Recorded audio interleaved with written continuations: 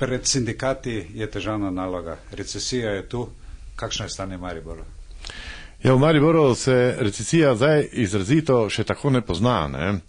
Kljub temu pa je velika bojazen, da se bo to zgodilo v tem mesecu in seveda jasno februar in marc. Delavci, firme so začele za polno proizvodno, seveda eni 9., 12., eni celo pa 19. bojo začeli. Ne? Tako da je situacija zaenkrat še znosna, bojimo pa se, da bo to preko slej se poznalo, če seveda ne bojo začeli vsi bančni tokovi delovati in vse ostale zadeve, ki enostavno denarja firme, gostovega denarja firme nimajo za proizvodno. Kaj pa prinaša tako imenovani subvencijski zakon?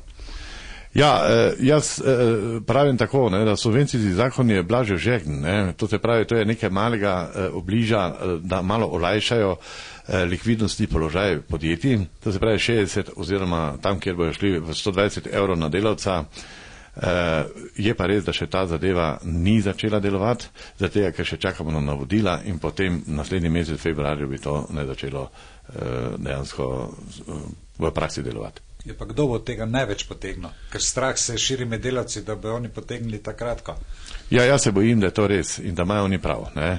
Da bo to, ker ta denar je namenjen delodajalcu, ne, direktno. Ne? In delodajalec bo seveda zatem plačeval prispevek, če ravno v 1. členu piše, da tudi del plače bi se ne subvencionirali iz tega. Žal mislim, da je to dosti premalo, zato smo v sindikatu dali predlog, da naj ne bi šli na nižji delovni čas od 36, pa bi naj šli tale prvo subvencijo, to je 60 evrov povečali, recimo na 80-90, potem bi se pa malo poznalo. Pa se vam zdi to rešitev ali ne?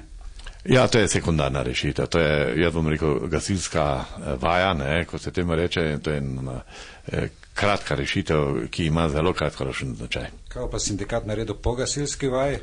Ja, po gasilski vaji se bomo mogli že predtem, se moramo mobilizirati, da vidimo kaj se pripraviti, kako zadevo dejansko rešiti, ker če dejansko ta recesija bo trajala tako dolgo, kot se to predvideva, potem me res dejansko malo strah. Se pravi, se obeta vroča jesen? Zelo vroča jesen, mislim, da bo že kar poletje, tako da bomo mogli krepko rokave zavihati in se dogovoriti, kako skupaj razrešiti ta problem, glede na to, da je večina proizvodnje v našem sektorju, to se pravi kovinsko-predelovalni industriji, izvozena.